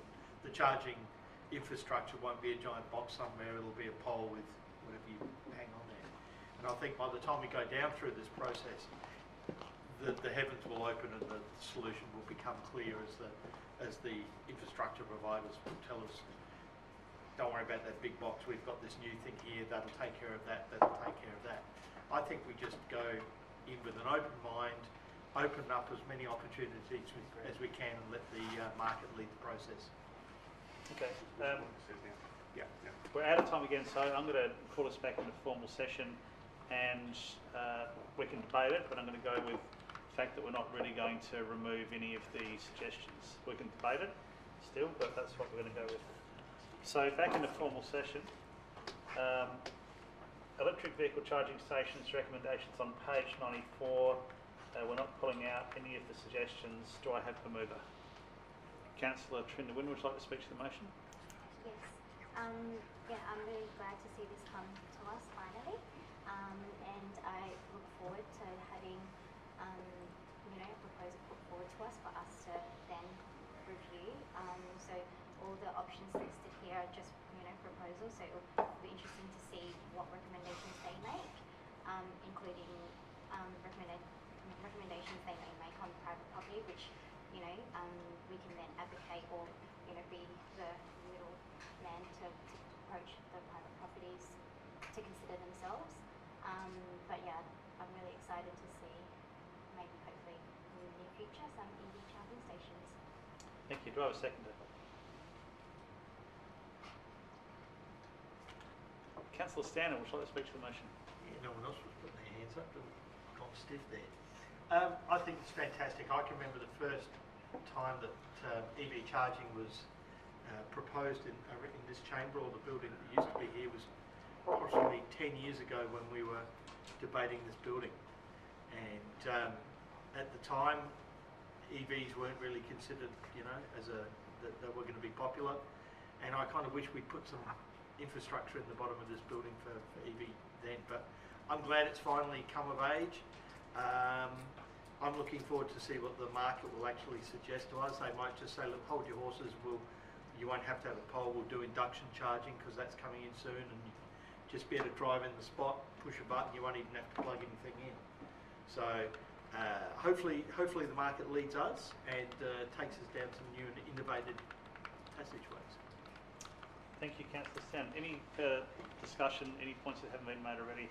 Going with Deputy Mayor Mark Groot and then Councillor Becker. Just a couple of things. One, look, I agree with the recommendation as is. However, I'm going to propose a small amendment to 5 to protect our CEO more than anything else, but I'll come to that in a minute. I just want to reiterate something that Councillor Stanton said earlier, which is, imagine whoever was sitting in our seats 100 years ago, they were talking about where to put the horse tie-up spot on Prospect Road. This is that moment of time where in 40, 50 years' time, people are going to say, I can't believe they were debating that for half an hour. So I think you're right, technology is advancing really quick and we need to sort of get on top of that. I think the second issue for me, this is partly an economic development argument as well. And so I could go to Regency Road and charge my car and sit in my car and watch Netflix for half an hour. But if I come to Prospect Road and do it, I'm more likely to get out and grab a coffee or something to eat. So it does actually provide some of that opportunity as well. And I think we need to debunk that myth that charging at home is what everyone does, because it's not. It's quite frankly not, because it's too slow, it's too cumbersome. And that's why there are public infrastructure, otherwise it wouldn't be the need for it. I was going to suggest just, maybe I'll ask this as a question first to CEO, whether this is useful or not, but recommendation 5 says, delegates authority to CEO to finalise a tender process. I was thinking about adding words after consultation with council, which could be interpreted how the CEO wishes to interpret that, but it just provides a bit of opportunity for you to reflect back where those locations are, and us to have a little bit of a say in that. If that's not useful, I won't put it up as an amendment, but maybe I'll ask it as a question whether that is a helpful thing or not.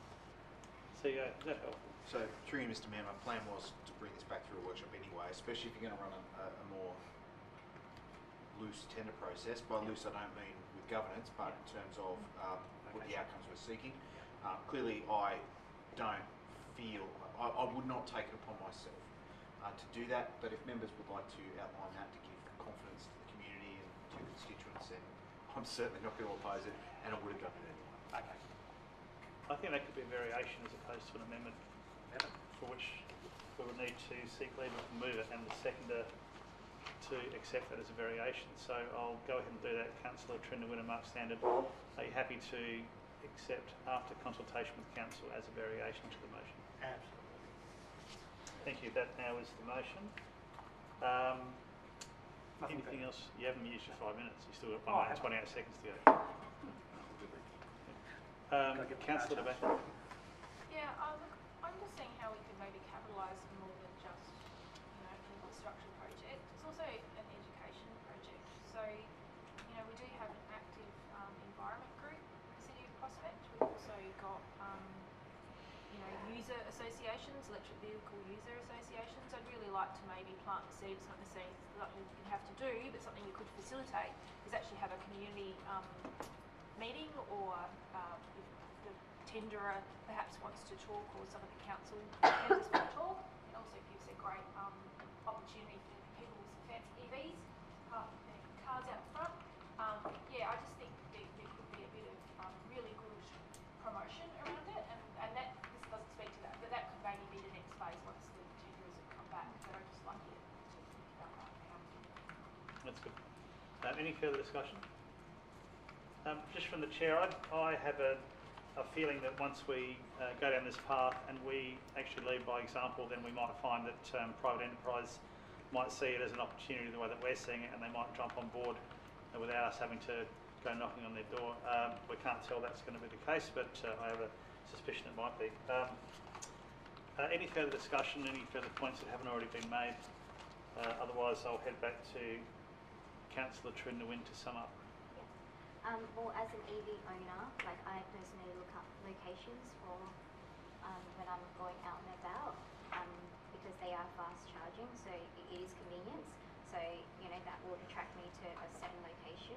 And as a business owner, I see lots of EV cars driving around in Prospect, and I see a lot of EV cars driving through, you know, the car park between Rose and Myrtle Street.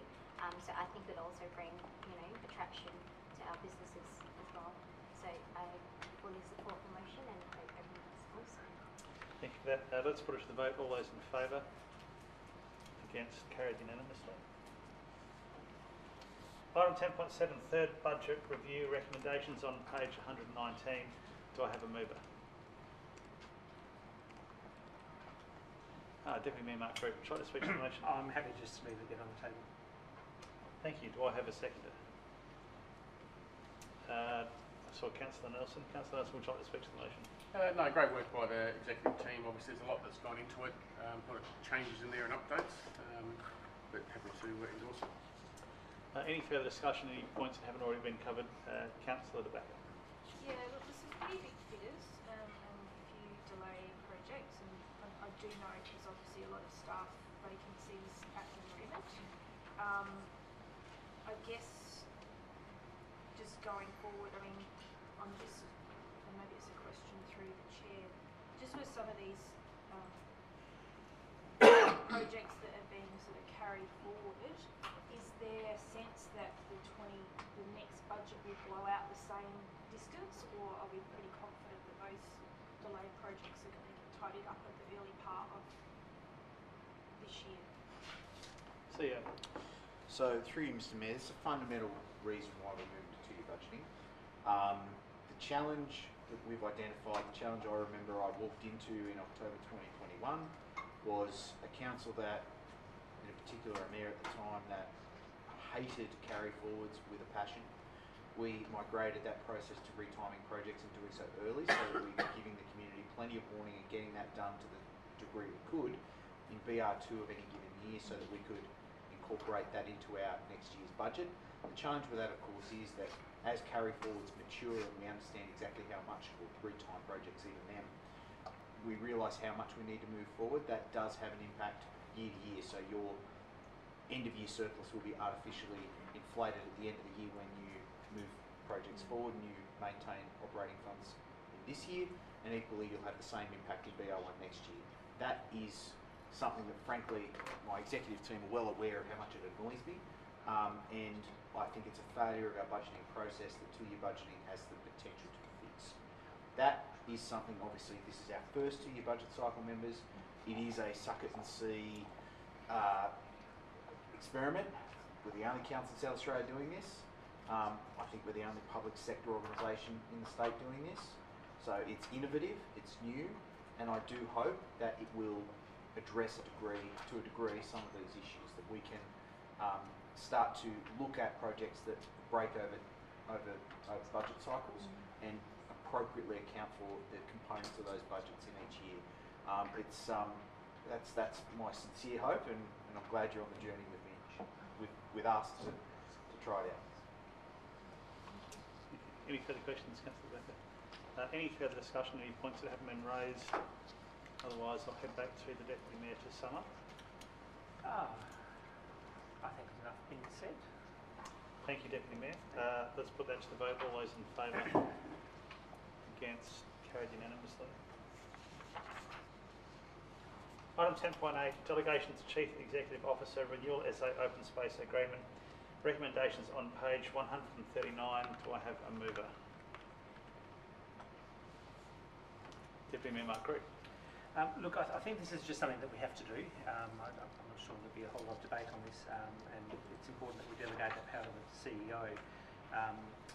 It pains me still a little in terms of how this space is being used, and we've had those debates previously in council, but I think this makes sense and we need to get on and do it.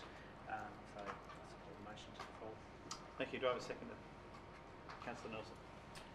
Yeah, look, obviously knowing, as Deputy Mayor Green said, that knowing it's a simple administrative task, just on the basis that the development approvals already exists. I think we all have a little bit of disappointment in that we're, state government stuck to the minimal amount of green open spaces and the minimal amount of this, but at the end of the day, this is a simple administrative task to finalise taking over the green spaces. So I think it's a fairly basic matter.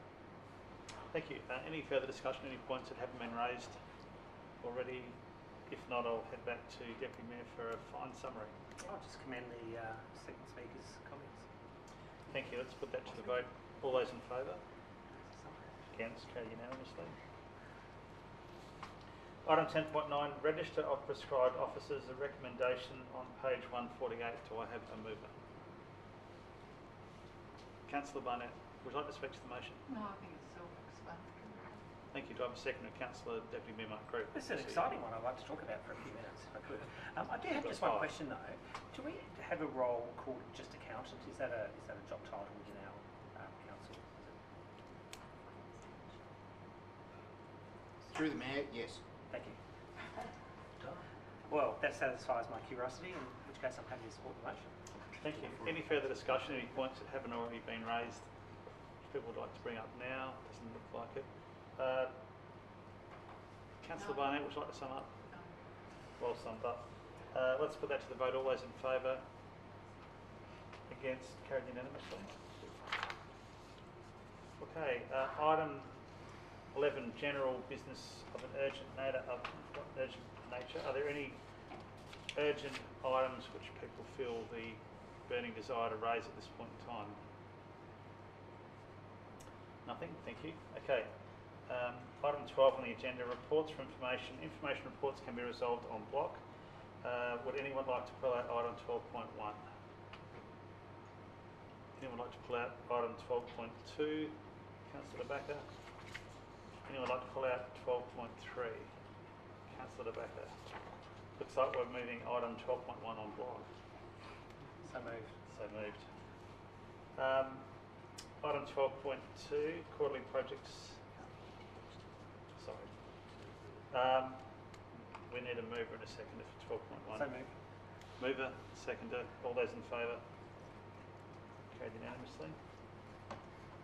12.2, quarterly projects update, page 154. Do I have a mover? Do I have to ask for a reason why it's been pulled out, or no? Okay. Do I have a mover or a question?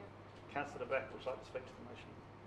Yeah, just brief to speak to it. It's always good to get this report because I think it's a really transparent way to give our residents some information of the progress of our projects. Look, I'm going to ask a question.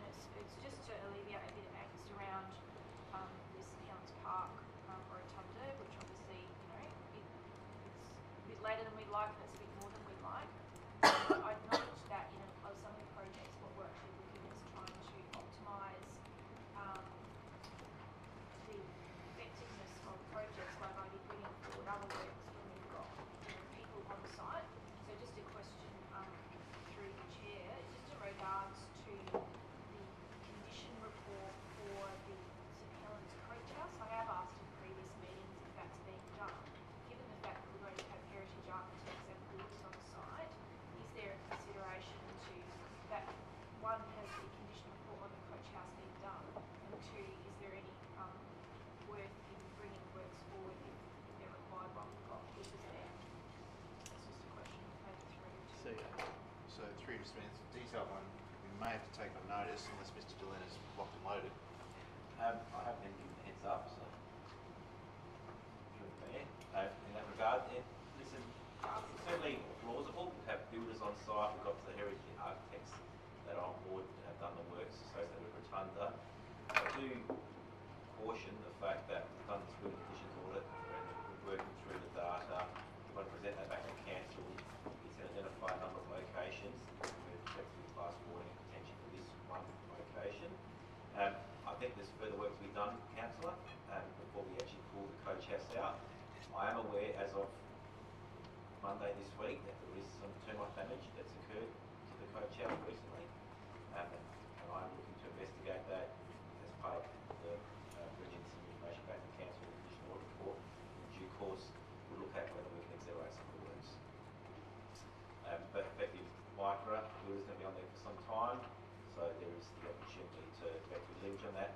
I dare say the economies of scale wouldn't be that significant in that space. We've probably got a fair bit of design work that needs to be done. It's heritage asset.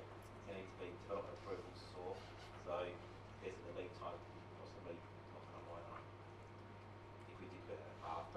my point I'm trying to make is that we need to consider this holistically before we pull out one site, because there's going to be others who have to make the decisions.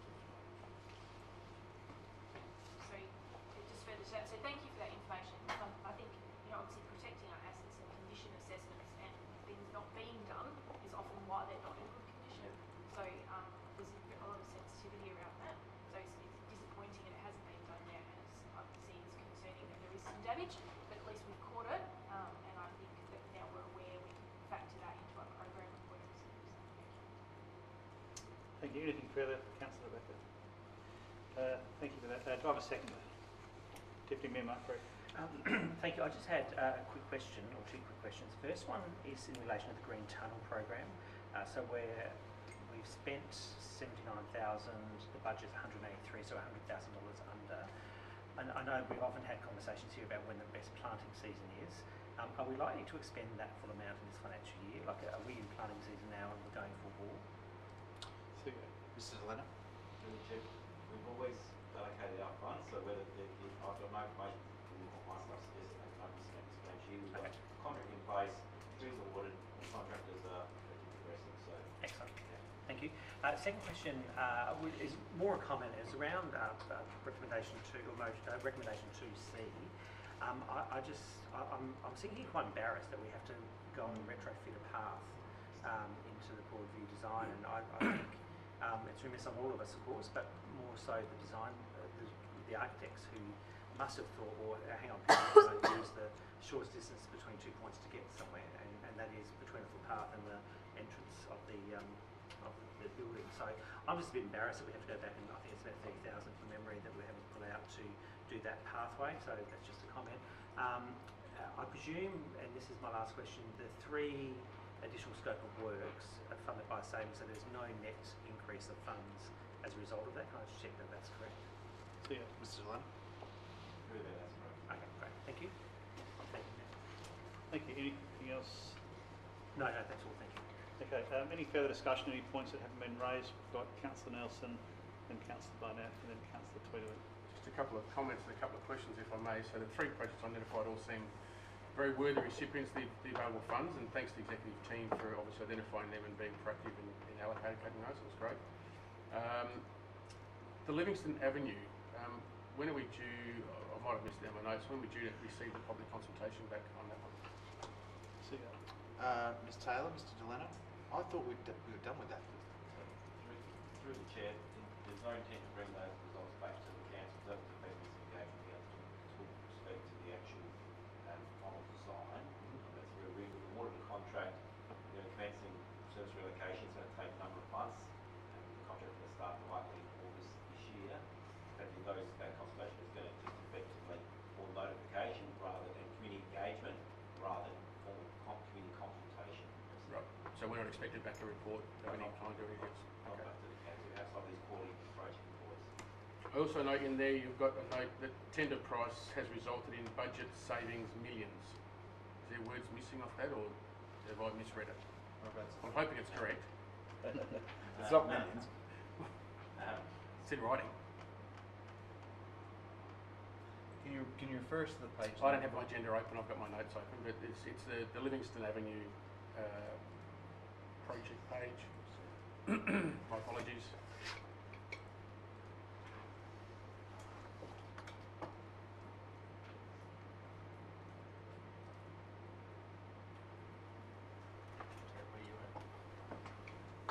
Yes, so it's on page, which is page numbers, 167 of the agenda.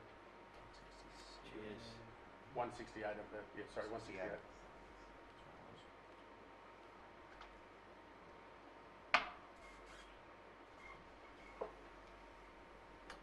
So wording under budget variation says the tendered price has resulted in budget savings million.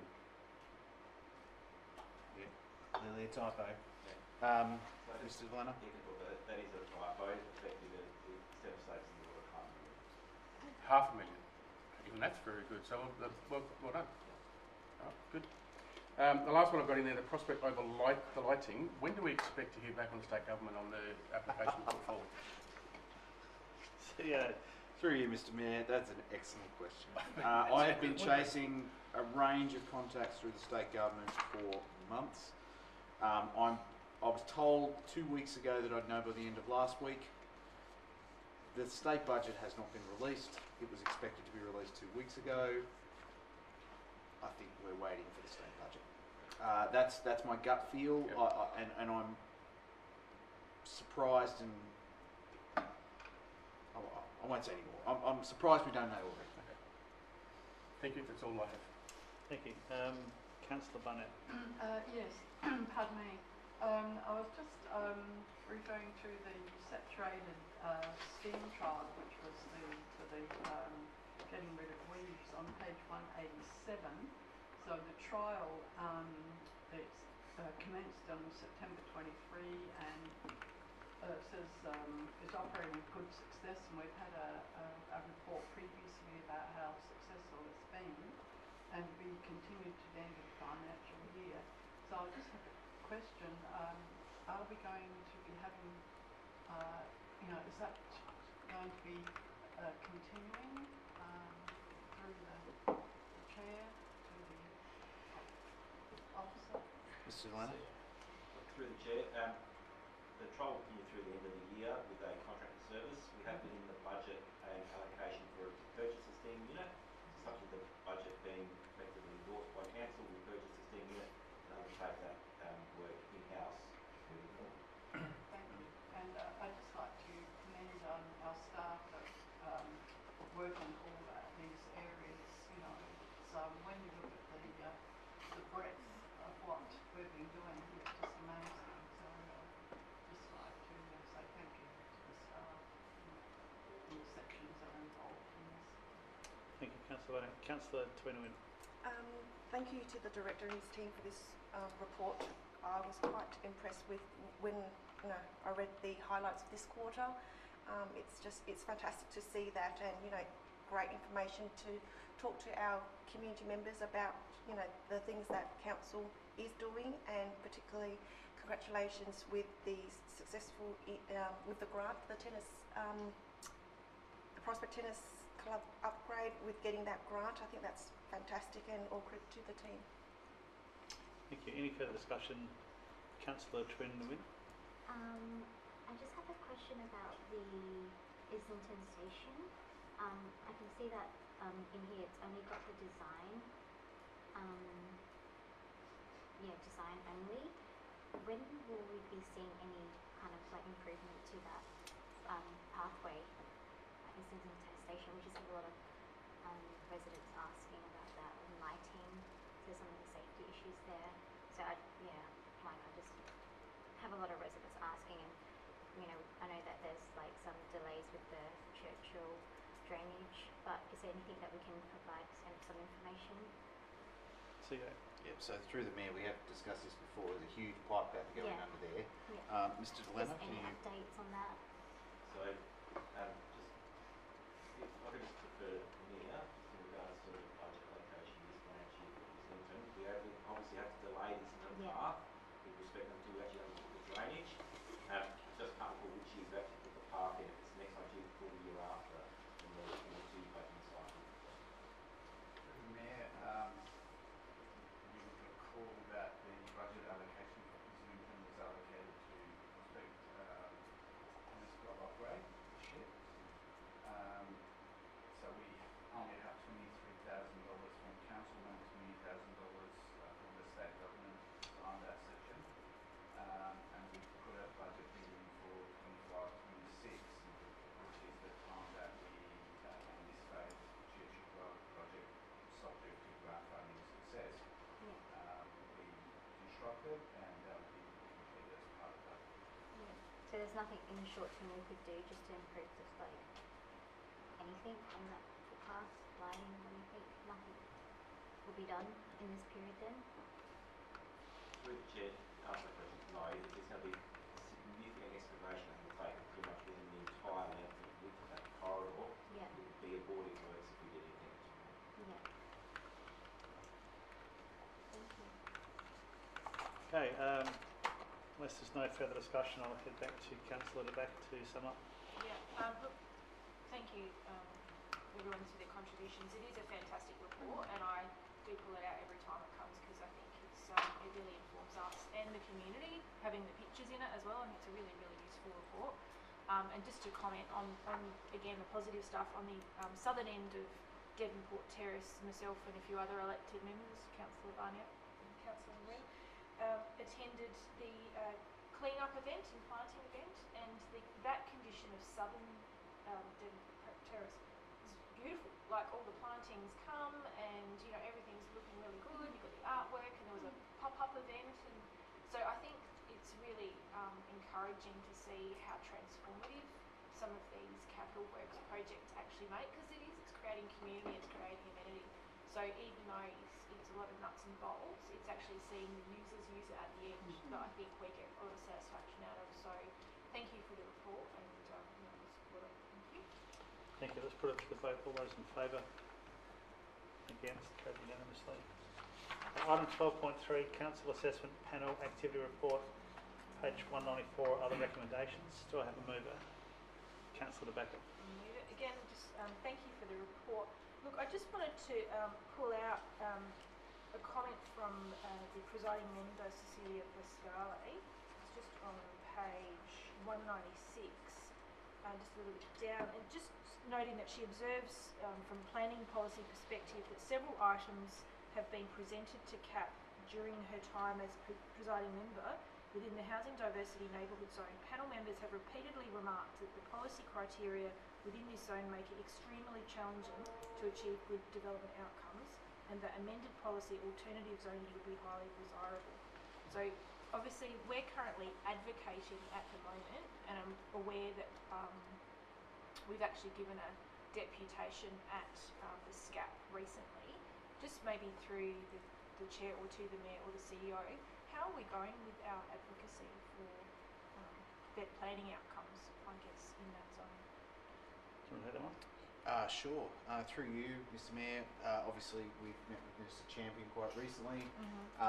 We made our views to him quite clear. We followed that with a letter that was captured in the CEO update, and we've all seen that.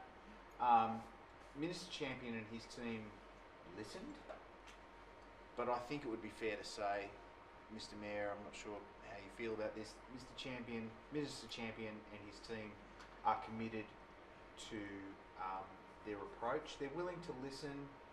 I'm not sure though that we're going to see a great deal of movement. That's my sense. Obviously we are encouraged by their recent sort of movements in other areas. They clearly are supportive of the Future Living Code amendment moving forward, and there seems to be movement after we advocated to push that a little harder in our last meeting, so that's encouraging. There's also a sense from Minister Champion and his team that they're willing to support us on heritage, which is great, but this government is also strongly committed to providing as fewer barriers to housing delivery as possible, and that's a fact. That's my sense. I'm not sure if that answers your question. It's good that we are advocating, Yes. and I'm just, if there's residents or people concerned in our community, knowing where to direct their constructive feedback, I think. So thanks for the report, and also there was a mention of continued training for CAP members, and I fully support that. I think there's legislation changes all the time. It's an area where there's always lots of new information, so yeah, good report, and I'll be supporting it. Thank you. Do I have a seconder? Councillor Nelson. Happy to second, yes. So first of all, I'd like to thank the presiding member for joining us the last 3 hours and sitting through all the meetings. So Celia, thank you for joining us. And I concur with Cecilia's comments about the training sessions. I know when I first joined CAP, I did a half-day session with Norman Waterhouse and got all the nuts and bolts out of it, but no real life experience. So I think with a suggestion there to sort of undertake an in-house exercise, obviously with a professional trainer, would benefit the CAP members, both independent and elected. Secondly, on that, I think it would be advantageous to have an attendance record as part of the report. I think the report was exceptional with how many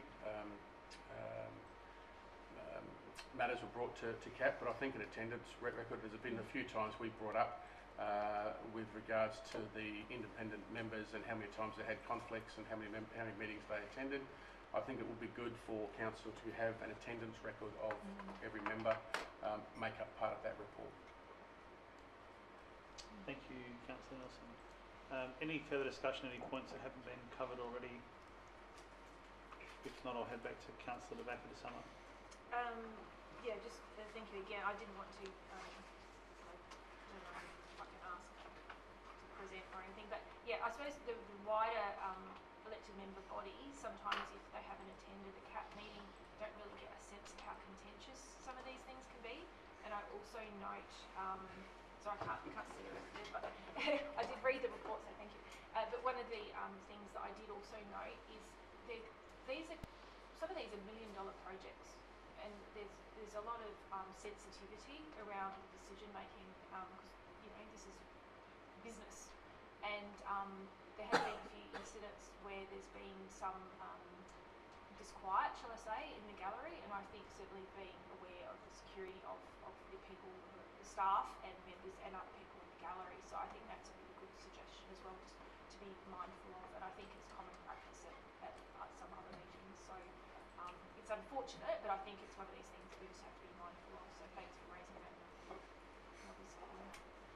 Thank you. Let's put that to the vote. All those in favour? Against? Carried unanimously. Okay, item 13, council member reports and briefings. I have one tabled by Councillor Nelson. Are there any further council member reports and or briefings? Councillor Barnett. Thanks for that. Any further reports and or briefings? Sorry for you, no. Okay, if not, then we'll move on to, we've done 14.1. There are no questions with notice. So we will now move on to the confidential items. So we'll pause.